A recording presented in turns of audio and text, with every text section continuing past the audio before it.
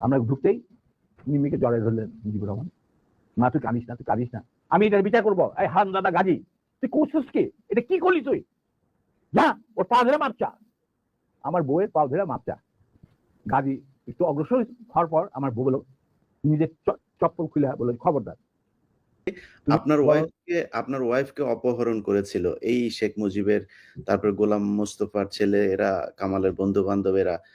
এটা না, গাজী পুরুষটা নিজে ছিল। তো হ্যাঁ, আপনার স্যার, আপনি এটার বিচার চেয়েছিলেন শেখ মুজিবের কাছে। আমার বউ জি, কন্টিনিউ করেন স্যার এবার। হ্যাঁ, যে আপনি প্রাইম মিনিস্টার, কারণ ঘটনাটা কি ছিল স্যার? ঘটনাটা কি ছিল স্যার, একটু শুরু থেকে বলুন। এটা একটা মানে মজার ঘটনা। আচ্ছা, তুমি শুনতে চাও? তুমি তো আমার বইতে লেখা আছে যদিও। সবাই শুনতে চায় স্যার, সবাই, আমি একা না, সবাই শুনতে চায়। ঘটনাটা হচ্ছে, আমার এক খালাতো বোন, তার নাম তাহিনা। তার বিয়ে ঠিক করেছিলাম আমি আর নিম্মি কর্নেল রেজার সাথে, যে আমাদেরকে জুনিয়র চাকরি। তার সাথে বিয়ে হবে, অনুষ্ঠান হবে লেডিস ক্লাবে। তো দুপক্ষেই আমাদের পরিচিত, অর্থাৎ আমরা হলাম রায় মিডিয়া। ঠিক আছে, ঠিক আছে। তখন আমরা কি করলাম, সমস্ত অ্যারেঞ্জমেন্ট আমাদের উপরে দায়িত্ব আসলো। তো কাকে রাখি আর কাকে বাদ দিই, এত মানুষের সাথে পরিচিতি। তো আমরা যাই হোক বেশ ভালোই, প্রায় 2-3 হাজার লোকের মতো লোক ইনভাইট করা হলো দুই তরফে। চলছে বিয়ের আসর। তখন আমার একমাত্র শালা, যার নাম বাপ্পি, ও ম্যাকগিল ইউনিভার্সিটিতে পড়তো, ওখান থেকে ছুটিতে আসছে দেশে। He was also present in the ceremony. আমি আর নিমিত দুই পক্ষের মানে হোস্ট বলতে পারো, সবাই দেখাশোনা করছি। বাপি বসে আছে ছেলেদের যেখানে বসার জায়গা সেখানে। তখন লম্বা চুলের একটা ফ্যাশন ছিল, জাস্ট কাম ফ্রম ক্যানাডা, তো লম্বা চুল, বিউটিফুল হেয়ার, হ্যান্ডসাম ম্যান। আমার মতো এত খারাপ চেহারার লোক ছিল না। এটা অনুষ্ঠানের শেষ হওয়ার আগে বলবো স্যার, জি বলেন। আচ্ছা, তারপরে তোমার ও বসেছিল অন্যান্য গেস্টদের সাথে। তার পিছনের রোতে Gazi Golam Mostafa and his wife was also invited in that function from the other side, not from our side, মানে ছেলে পক্ষের।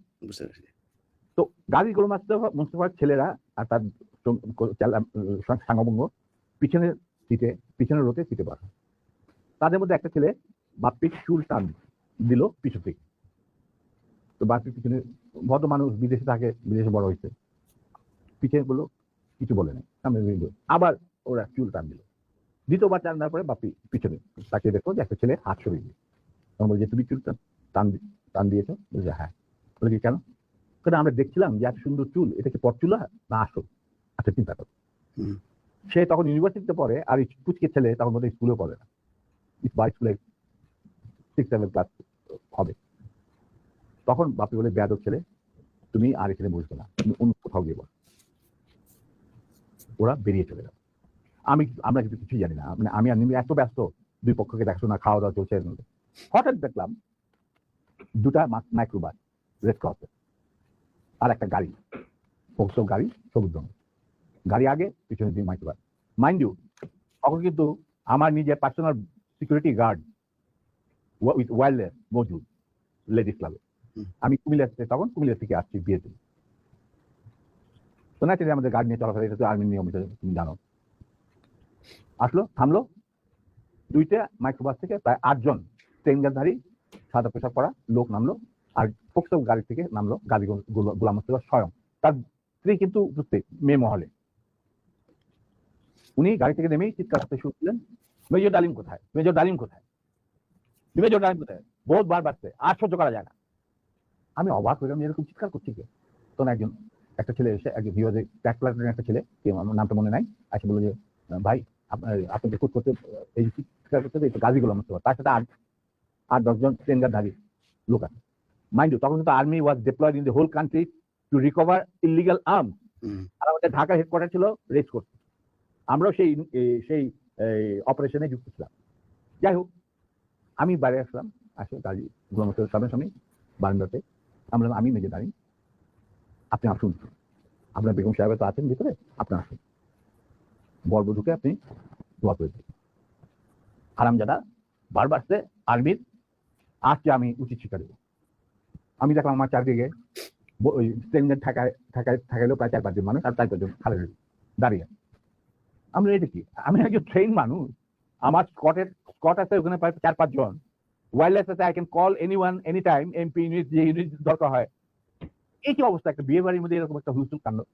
আপনি দেখেন কিছুই কি ব্যাপার কি, আপনি আজকে তো উত্তেজিত করেন, আমি তো জানি না যে এর মধ্যে কি ঘটনা ঘটে।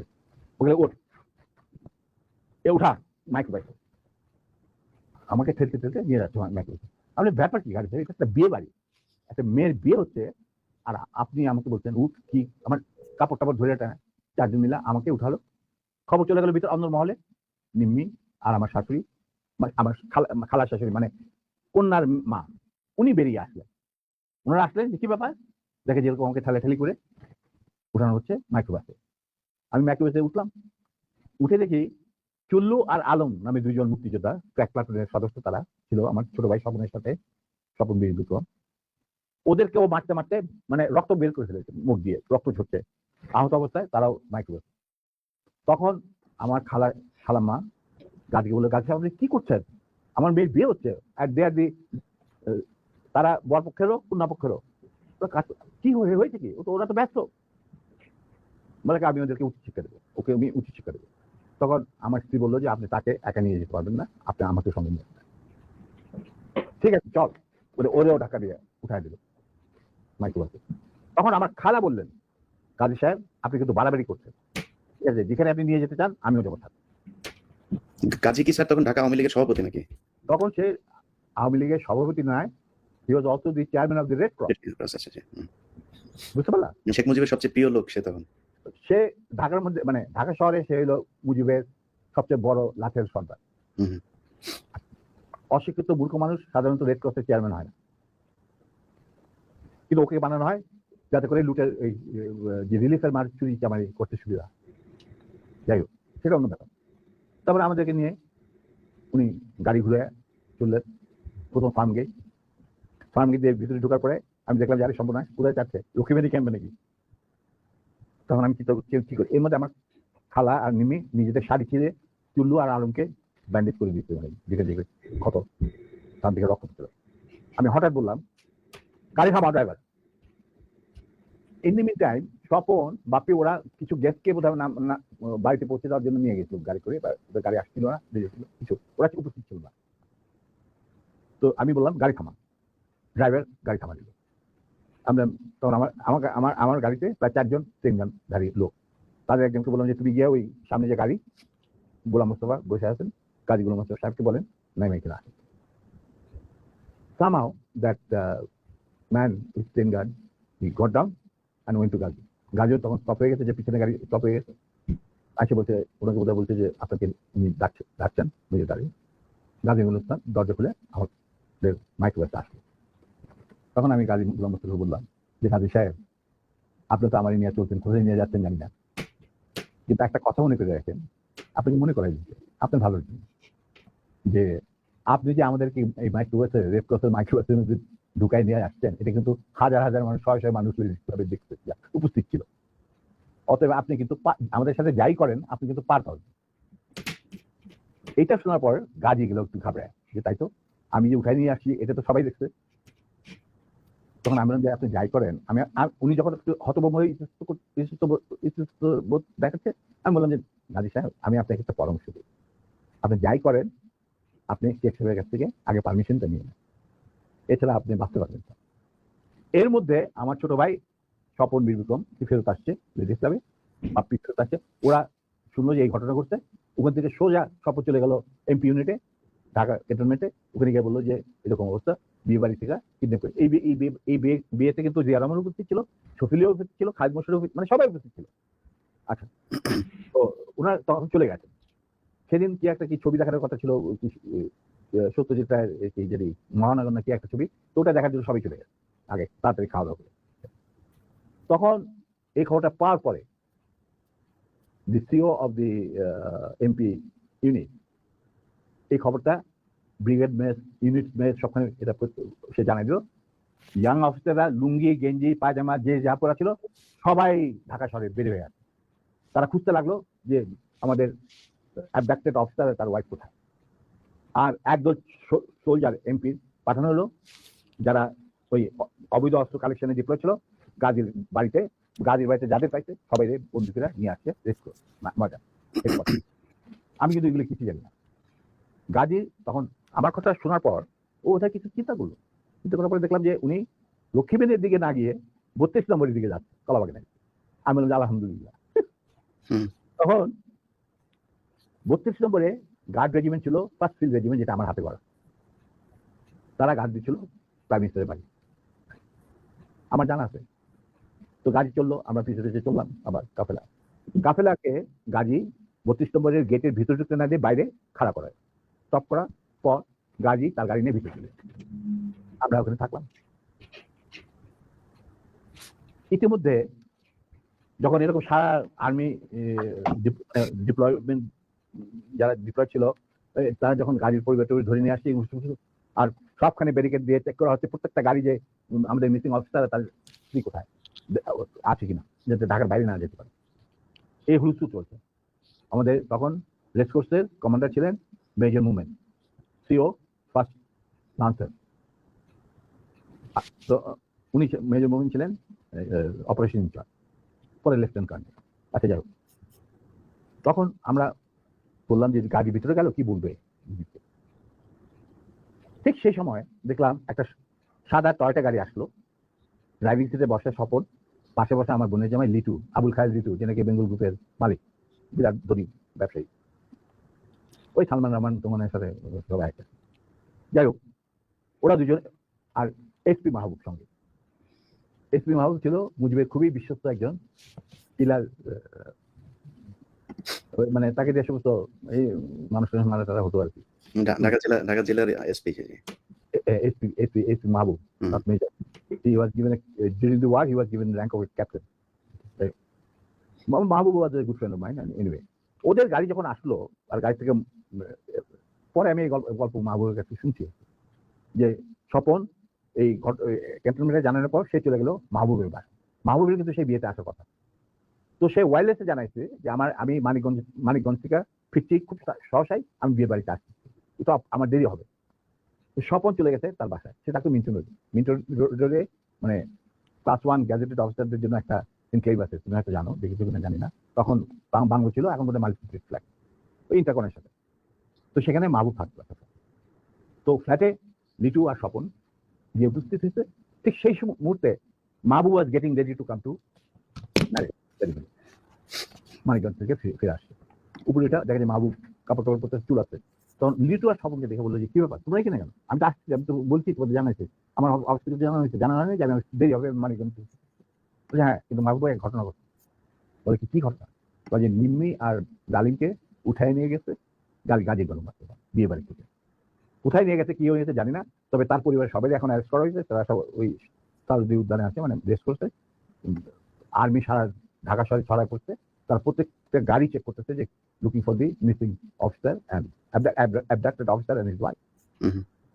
মাহবুবকে চাই কি, এটা তো সাংঘাতিক কথা। গাড়িতে তো বিশ্বাস করা যায় না বলে সে রেড টেলিফোন করতে, মানে হাত দিতে গেছে রেড টেলিফোন বেজে উঠছে। কে? শেখ মুজিব। ফোন মাহবুব। তো উঠেছে, কে বলছে? আমি মাহবুব বলছি, বলে যে আমি প্রাইম মিনিস্টার মুজিবুর রহমান। বলে জি স্যার বলে, বলে কি তুই ইমিডিয়েটলি আমার বাসায়।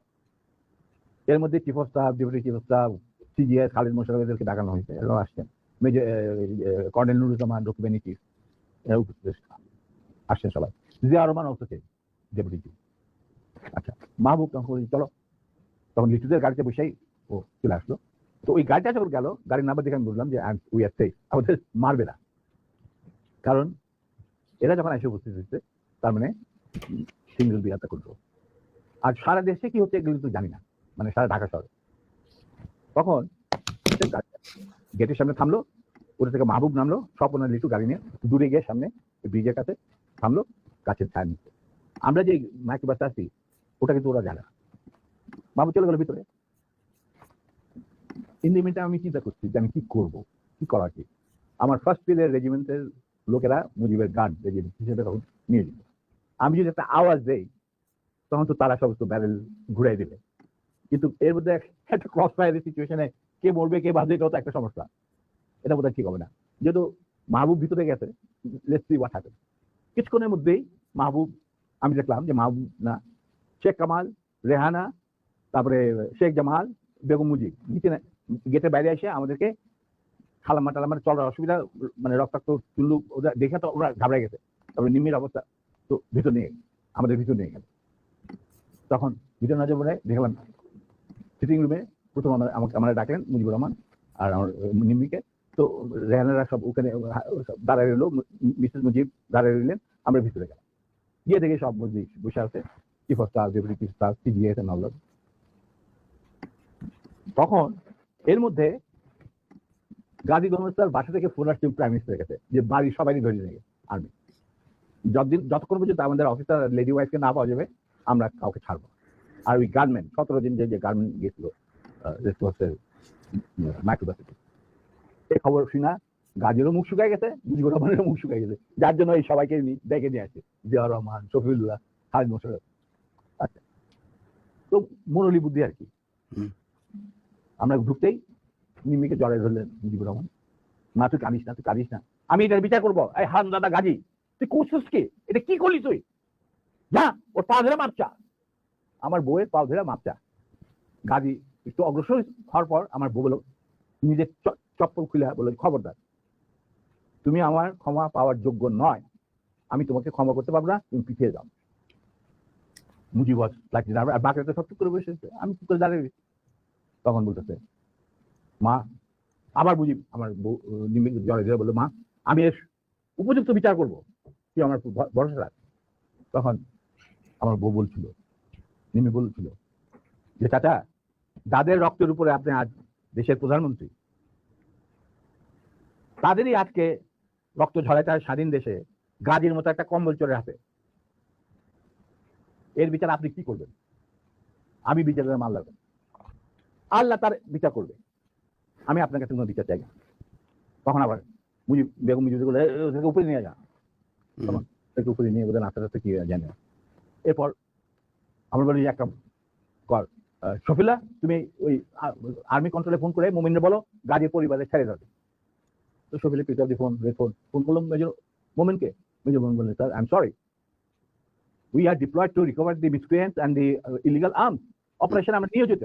আমি কিভাবে একজন 17 জন অস্ত্রধারীকে ছেড়ে দিতে পারি? Gazi has to produce the missing officer, his wife and এই 17 জন অস্ত্রধারীকে আমাদের কাছে সুপর্দ করতে হবে, তারপরে আমি ডিসাইড করবো আমি গাজীর ফ্যামিলিকে ছাড়বো কি ছাড়বো না। অবস্থা গেল আরো বিগড়ে, মুজিবও কাপাকাপি শুরু, ওদের গাজীগুলো মতো তো বুক শুকায় শেষ। আর সকালবেলা দেখো prime minister sir, prime minister desires or not desire, ওনাকে বলেন উনি লিখিত অর্ডার দিল আমি সেটা মানবো না, because I have got my mandate which I have for my chief of staff. এখানে কোনো ভাই বোনদের ব্যাপার না, এটা হলো লিগাল ম্যাটার, লিগাল ব্যাপার। তখন সকালবেলা তবু দেখো মোমেন্ট, তুমি যদি একটুখানি তখন sir please don't, I have got my moral ethics, I am promise bound touching the Quran when I got commission, আমি এটা আপনাদের এই কোনো রকম আপত্তি আমি শুনবো না, that is beyond my dignity বলে উনি ফোন রেখে দিল। তখন মুজিব সবই শুনলেন, এরকম ব্যাপার, এটা তো লিগাল কমপ্লিকেশন দেখা দিচ্ছে। তখন বলছি আরেকবার তুই ফোন কর। তো মুজিবুর রহমান শফিরা বললো, শফিলা আবার ফোন করলো, আমরা দাঁড়ায় আছি, আমি দাঁড়ায় আছি, নিমেরা চুপ করে ফোন করার পরে শফিলা বলে যে look moment, I request you once again please. তখন মুজিবুর রহমানকে দিয়ে আমায় দেয়, উনি ফোন নিয়ে বললেন মেজর মোমেনকে যে আমি মুজিব বলছি। He said, sir, I have no time, I am running a big operation and I am the commander, I am sending one of my officers to your residence, he will explain whatever I have got to say. So he dropped the phone. মুজিবের মুখ শুকিয়ে গেল, এখানে যারা বসা জিয়া রহমান আর খালিদ মোশাররফ, নুরুজ্জামান, এরা সব করে বসে শফিউল্লাহ, কি করা যাবে? Within 5 minutes, Captain Shahid arrived. He was from cavalry and he was a friend of mine during the student days. আমরা একসাথে কন্টেম্পোরারি ইউনিভার্সিটিতে ছিলাম আর কি।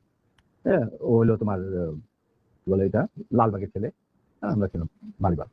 যাই হোক, সরি, ও আমরা দোস্ত মানে বন্ধু। তো captain he was a repatriated officer. Anyway, তো শহীদ আসছে, আসার পরে তখন মুজিবুর রহমানের এবং আদালতের সামনে শহীদ বলেছে, sir I've been ordered to come and convey the message loud and clear to you that it is a legal matter. Ghazi has violated the Prime Minister's order on which army has been deployed over the whole country, and he had abducted an officer in uniform and his wife while he himself is engaged in this operation along with 17 gunmen in the Red Cross microbus. Now, যেহেতু আমরা deployed আছি to recover the illegal arms, the commander said, no way, Ghazi and these 17 people has to be surrendered to him, and then legal proceedings will start according to the law. দেশে emergency চলছে, আমাদেরকে prime minister খুব ঝুঁকিপূর্ণ দায়িত্ব দিয়েছেন, আমরা আমাদের যথাসাধ্য চেষ্টা করে যাচ্ছি। তখন বলে স্যার আমার আর কিছু বলার নেই, আপনার যদি কিছু বলার থাকে আমাকে বলা হয়েছে শুনে আমাদের কমান্ডারকে জানান। না ঠিক আছে, তুমি যাও বাবা। তো শহীদ চলে গেল। এরপর শেখ মুজিব আমাকে বললো তুই মাফ করে দে। আমি স্যার আমি তো বললাম স্যার শেখ মুজিবকে কাউকে বোধহয় আপনি মানে অফিসিয়াল কোনো এগুলি মানতেন না, আমাকে তুই করে বলতো, কারণ আমার একটা পারিবারিক সম্পর্ক ছিল। না, উনি তো মাহবুবকেও তুই করে বলতো, গোলাম মোস্তফাকেও তুই করে বলতো, শফিউল্লাহকেও আমি জানি না, কিন্তু আমাকে উনি তুই করে বলতেন। আমি তো ওর থেকে যে কোনো সময় গিয়ে ডাক্তার যাইতাম, খাবার খাইতাম বসে। কই মাছ পছন্দ করতেন, ওই ওনার চৌবাচ্চা সবসময় বড় বড় কই মাছ থাকতো, আরামসে খাইতাম, চলন দিলে কই মাছ, কোনো অসুবিধা নেই। আমার তো গতিবিধি ছিল খুবই খোলা, মানে আমি যে কোনো সময় যাইতে পারতাম, যে কোনো সময় ডাকলেই চলে যেতাম। উনি প্রায় ডাকতেন আমাকে, আমি খবর না। তো এখন উনি বললেন ঠিক আছে দাঁড়েন যা, আমি বিচার করবো। আমি তো এই আমার গাড়ি বাইক করে ওরা বাসায় পৌঁছে দিয়ে ওরা নিবে এদেরকে বাসায় পৌঁছে মানে মারতে দিই। আমি স্যার বাইরে স্বপন আছে, আরো 2-4 দিনের মধ্যে আসে পড়ছে, গাড়ির কোনো অভাব নাই, আমরা চলে যাবো, আপনার গাড়ি দেওয়ার দরকার নেই। বলে না শোনো এক কাজ, আই গাড়ি বললাম আলহামদুলিল্লাহ তুই যাবি এদের সাথে বিহার, বাকি কাজ যে সম্পূর্ণ হয় নাই সেটা সম্পূর্ণ করে সম্পাদন করার জন্য। নিমি বললো খবরদার তুমি আর লেডিস ক্লাবে ঢুকার তোমার কোনো অধিকার নাই, তুমি সেটা লস করতে তুমি যাবে না, ইউ উইল নট গো। তখন চুপ, তোমরা চলে যাই। আমরা চলে আসলাম। আসার পরে